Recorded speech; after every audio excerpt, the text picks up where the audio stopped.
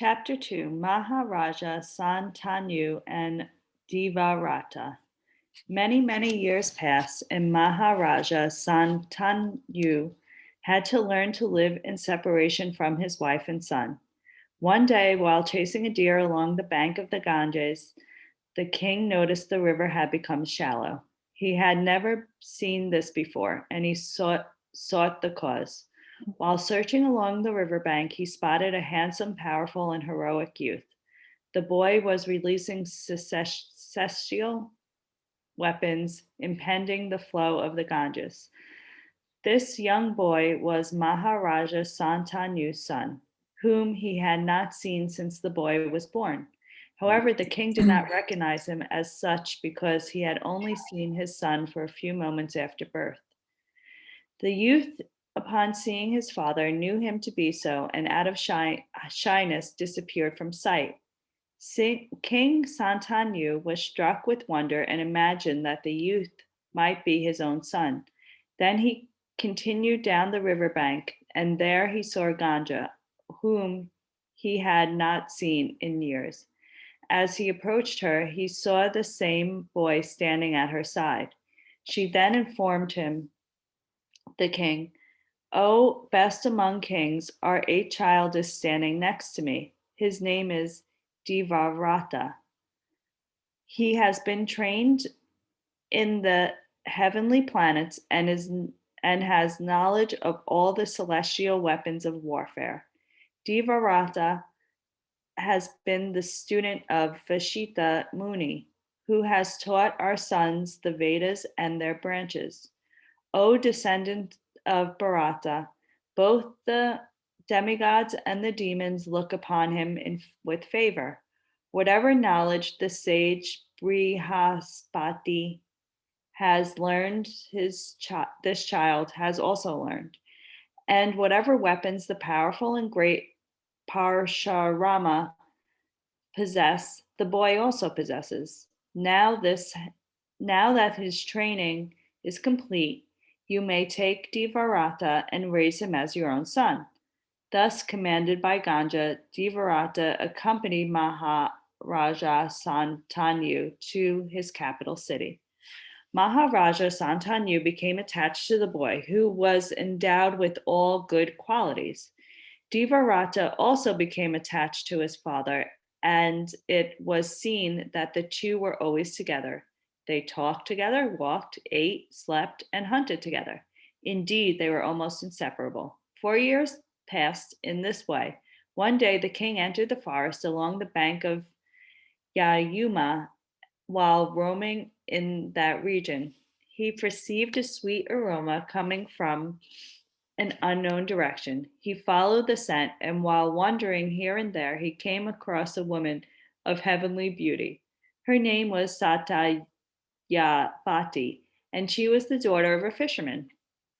He was pierced by the arrows of Cupid, and desiring her for his wife, he inquired, "Who are you and who is your father? Also, please tell me what you are doing here." Replying to the king, she said, "My name is Satyavati, and I am the daughter of the fisherman king. My father has engaged me in the pious activity of rowing passengers across the river Yamuna." Bewildered by the beauty and charm of this girl, the king approached the fisherman and spoke to him of the proposed marriage. The fisherman replied, "My daughter certainly could not find a more suitable husband than yourself. However, you must fill my own desire. I wish that the son born of my daughter be the next king of the world, and no one else can become your successor." When that great descendant of Bharata heard the terms for gaining Satyavati, he felt no desire to grant such a benediction, and thus he returned to his capital. While riding on his chariot, he constantly thought of the beautiful fisherman's daughter. With a sorrowful heart, he entered his palace and did not say a word to anyone, not even to Devarata. Upon seeing his father's unhappiness, Devarata approached him, inquiring, "Please tell me, father, why you are unhappy. You have not spoke a word to me, nor have you performed your daily duties. Please reveal the cause of your distress, and I'll find a cure for it." When requested in these words, Maharaja Santanu replied, "My dear son, I am thinking of the instability of human life. If sudden death were to overcome you, I would be without a son. You are like 100 sons to me, and I do not desire to marry again. I only desire that our destiny be perpetuated. The wise say that he who has one son has no son at all. It is quite possible that you will be slain on the battlefield, and if that happens, what will be the state of Mahabharata dynasty? It is these thoughts that have made me so unhappy." Devarata was intelligent and reflected on his father's words. He felt there was something more than this his father had revealed. Then he went to the king's chariot driver and questioned him about the cause of the monarch's sullen mood. The charioteer told Devarata about the fisherman's daughter and the benediction sought by her father. Understanding the situation, Devarata, accompanied by some of the family elders, went to the fisherman's cottage. The chief of the fishermen greeted Devarata, offering him a seat. Then informed him in sweet words, "O son of Santanu, I welcome you, for you are the pride of Kashriya race. You are certainly invincible, but I have something to tell you. Even if the future husband of my daughter were to be Indra himself, I would have to lament, for the requirements for marrying Satyavati apply to all. Many sages have told me that your father is the only suitable husband for Satyavati. I have even rejected the request of great rishis in the matter of her marriage. The one great obstacle to the marriage is that you will be crowned king and not the son born of Satyavati and Santanu.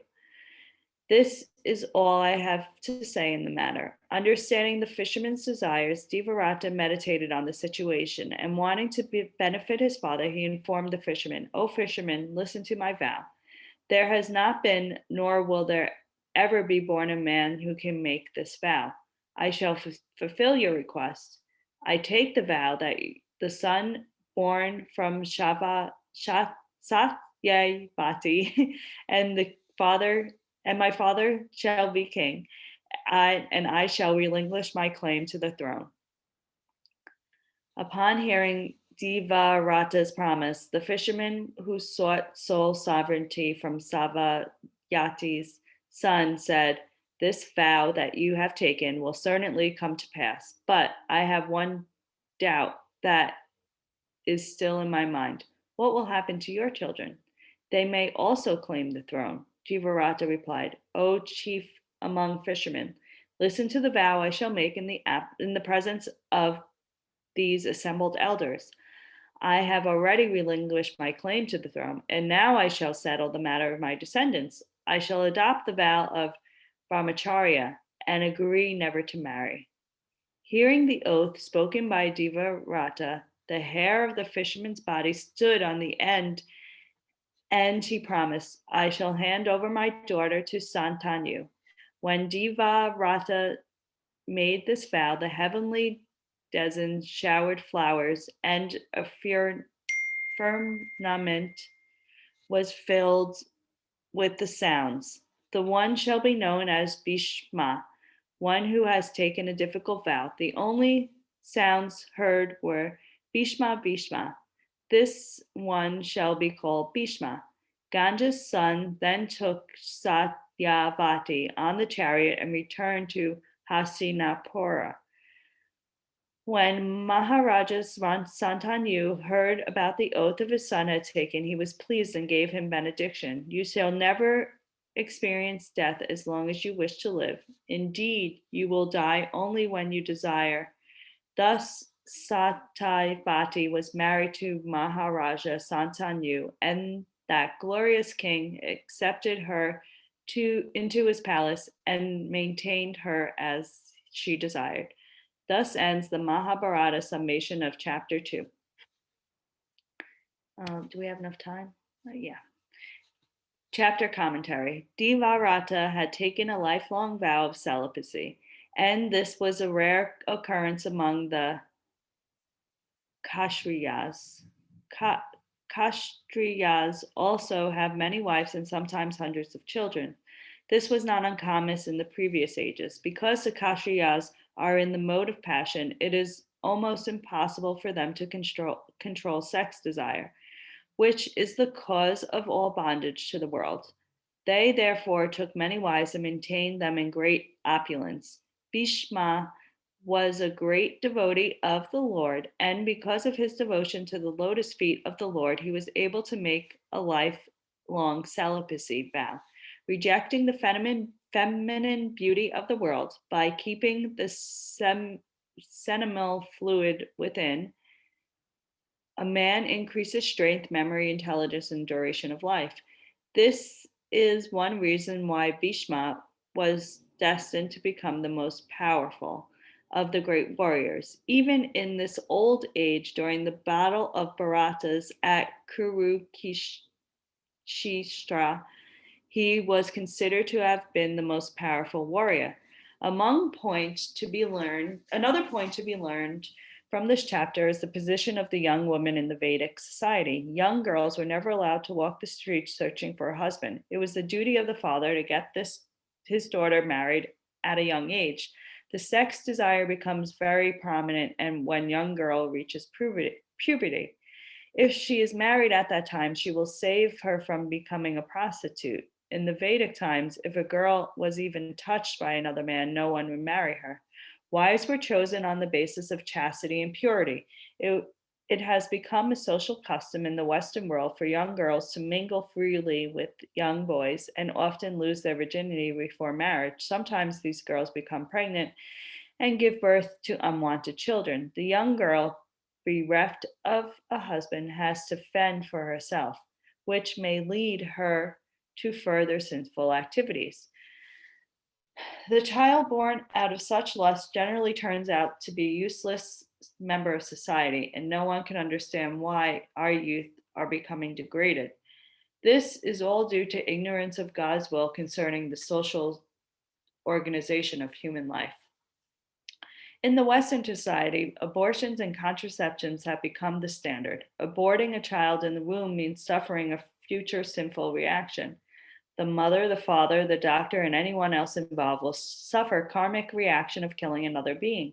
In the next lives, they will be forced to enter a womb of a woman and be aborted themselves. The pain that they inflicted by aborting an innocent child in the womb will come back to them in future birth. Due to the ignorance of material nature's law, people suffer greatly. And even when they are told sinful activities and consequences, they say they don't believe in such activities. In this dark Kali age, we seem to have to learn things the hard way. Another important point in the chapter in Maharaja Bhishma's vow. Generally, great devotees take vows to please Lord Krishna. They never take vows for fruitful gain. Bhishma took his vow of celibacy so his father could enjoy material sense gratification. One may say that this has nothing to do with pure devotional service, and in fact it does. However, we learned from the previous chapter that Bhishma, as the Vashu Dayu, was cursed by Vishita Muni to not have female companionship while living as an ordinary mortal. His vow was to simply fulfillment of that curse and had nothing to do with the fruitive desire of his own. Also, Bhishma was a great devotee and was under the influence of Krishna's yoga yama potency. In other words, the situation set the scene for Lord's forthcoming appearance and should play a role for instructing the whole world.